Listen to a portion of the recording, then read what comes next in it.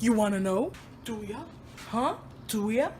Well then, grab a drink, get seated, and let's discuss the immigration process for international students. My cheesy little smile there at the end. Get it, Tay, get it. Hi, my name is Tairdra Foy, and I'm coming to you with an informative video today. This is my first video that I've shot outside. Yes, I do vlog, and my vlogs are outside when I go around and stuff, but I've never really just filmed a sit-down video outside. I'm not sure how this is gonna work out. You know, you can hear little birds chirping, and if a car pulls up, and I don't know, but we're gonna give it a try, and hopefully I'm elevating my voice enough and I speak clearly enough so that you guys can get what I'm saying. So this video is about not really my experience of being an international student, but more the process, the immigration process to earn your visa to become an international student, to come to the States and study. I'm gonna be giving you guys tips on how to go through the immigration process and tips for the interview. And to be honest, it's not hard at all. The longest part of the process is really getting accepted into the school, but as far as it being a long process, it's really not. It can be time consuming, again, waiting for the school to accept you, and if you drag your feet in completing the steps. I am a native of the Caribbean island of Anguilla in the British West Indies, and I began school in the US in January 2015. I decided not to go to university for many reasons, which I'll do an entire separate video. Really. Which I'll do a separate video about. Thumbs up if you would like to see that video, and don't forget to subscribe so that you don't miss it. First thing that you have to do is find a college, a university, a high school, either of them, in my case a college, that is authorized to accept international students. So the type of visa that I have is the F-1 visa. The first thing you'll need to do is be accepted to a SEVP approved school. SEVP stands for Student and Exchange Visitor Program. Once you're accepted, your next step would be to pay the CVIS fee so that you can then be put into the CVIS, which CVIS stands for Student and Exchange Visitor Information System. Then you will be provided with your I-20 form, and this form will be presented at the consulate office when you go for your interview. Now, your CVIS form, your I-20 form, is very, very important. It is used along with your passport to enter and exit the country. If for some reason you don't take it with you, you can and more than likely will end up in problems with immigration entering the country, for sure. I'm not sure about leaving, but entering the country. So you want to have that at all times. You want to keep it in a safe place, and you want to make sure that the information on it is always up to date and accurate. If you change your major, you need to have that updated and get a new I-20 form. So you go through your school to do that. I'll probably do a story time on the time that I decided to go on a cruise and I didn't take my I-20 form. Probably I will. Completing the visa application. The next thing you will be required to do is pay the visa application fee. This fee is non-refundable, of course. Somehow I overlooked this fee, and I got to the interview and he's like, the receipt from the visa application fee, and I'm like,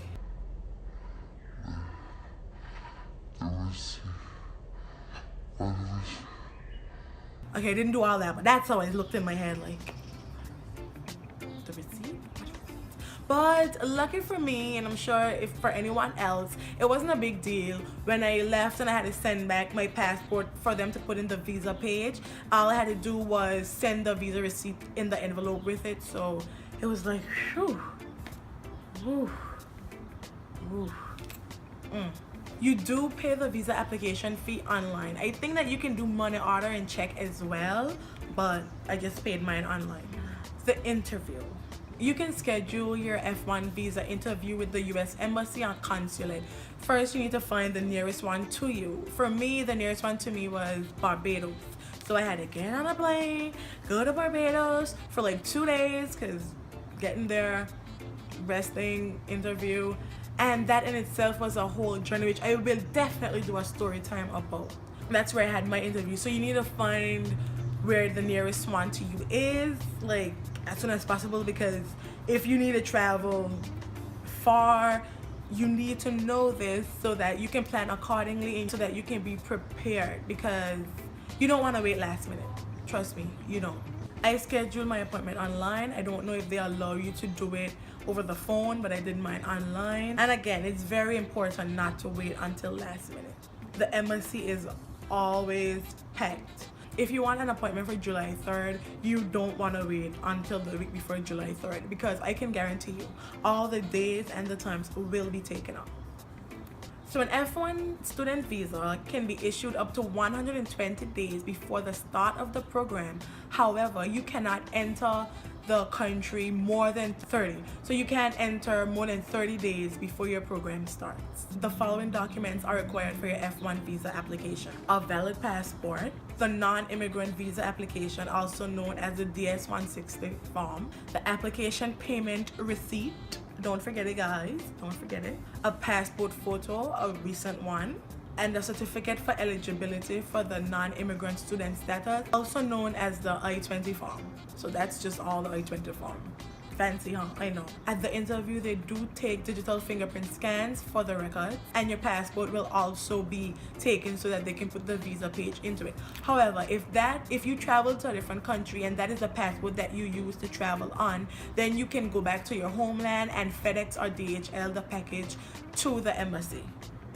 The interview. Now, I honestly did not prepare for the interview because I didn't have anything to hide. I guess I had all the right intentions. I mean, at that time, I was just like, I'm just trying to go to school. So I wasn't even focusing on anything else. So I was going to be honest regardless. And you need to be honest. So my first tip is, don't try to commit fraud.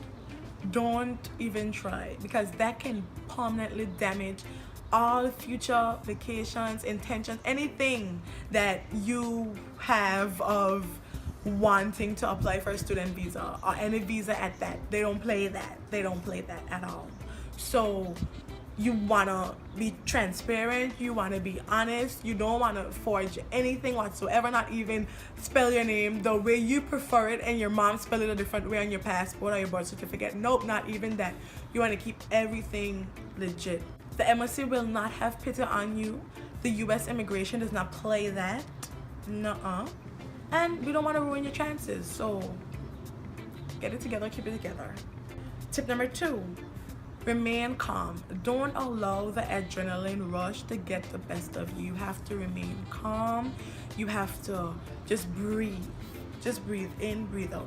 I think that people scare you more about the interview than it actually is, because the interview really isn't that intimidating or that hard, as long as, again, you're being transparent. You don't want to look suspicious and nervous when you aren't even really, just out of being nervous, you don't want to look suspicious. So try and keep calm, try and breathe, relax. You're gonna get this, you got this. You know, everything's straight, everything's in line. You're good. Tip number 3, and this tip is very important: ties to your home country. Just in case they inquire, think of ties that you have to your home country. Example, house, kids, a job, anything of this sort, because you really want to, if you're not asked, then don't worry about it. But if you are asked, you want to make sure that you mention you're going home, back home. You don't want to make it look like you're coming for more than getting your education. If he or she asks, what is your future, where do you see yourself in 10 years? You want to say, for me, I'm studying civil engineering. You want to say working at public works in Anguilla. You just want to add on the in Anguilla. You know, you just, not too much. You don't need to be extra, like, I see myself moving back home. I mean, moving back home is good, but you don't want to reach too far to where it just sounds too fairy tale, or, you know, like as if you're really overdoing it, like you're pushing it. You don't want to do that. Gather lots of information about your program, your school, your major, whatever you want to call it. Just gather a lot of information about it. It's what you want to do. If he asks you, like, why do you want to study civil engineering, I would think that you would have a reason why you want to study that major. but just have a lot of information on it. If he just happens to ask you why you chose this place, why you don't panic. These are all, you know, day-to-day questions, but again, you don't want to make it seem as if you're reaching further than you really are supposed to be reaching. And also be able to point out how your education plan fits your career plan. Be concise. Keep your answers short, sweet, to the point, simple, unlike all of that description I just gave, but just keep it to the point. Don't try and sound too sophisticated. Don't try and be fancy. Don't try and use big words to make it come off as if you really practiced this thing. Just be natural, simple. Why are you going to the US? Well, I've always wanted to get a tertiary education. Simple. Keep it sweet and simple, not and sweet and simple. You don't want to end up tripping up yourself. So tip number, I lost count. Is it 4, 5? Tip number 6, don't mention employment period as it pertains to while you be living in the US. Even if you intend to get an on-campus job, do an internship, it doesn't matter. Don't mention it. Don't mention it. Even if they ask you, like, do you plan to work while you're here, you just be like, well, your main focus is going to school. Sweet, simple, your main focus is going to school. Because, you know, they be trying to figure out who be trying to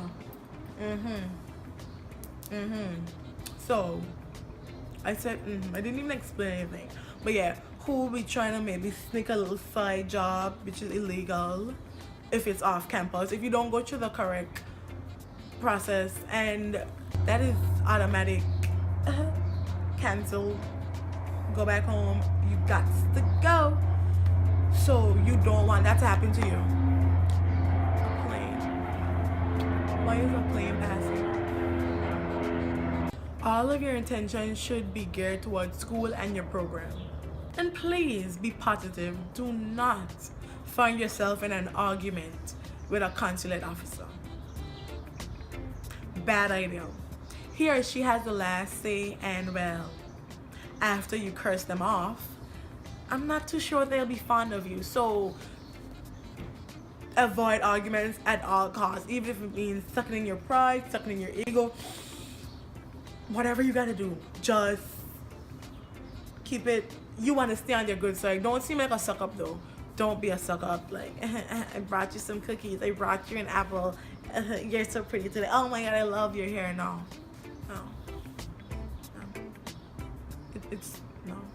It's overdone. Don't do that.